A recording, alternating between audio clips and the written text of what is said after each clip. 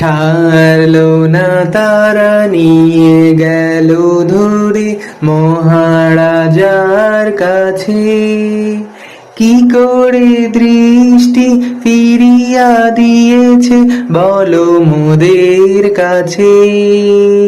ছাড়লো না তারা, নিয়ে গেল ধরে মহারাজার কাছে। কি করে দৃষ্টি ফিরিয়া দিয়েছে বলো মোদের কাছে। হায় হায় এই যে ভীষণ বিপদ, কেন যে এমন হয়। অন্ধ ভিখারি ছিলাম যখন, কেউ ডাকেনি আমায়।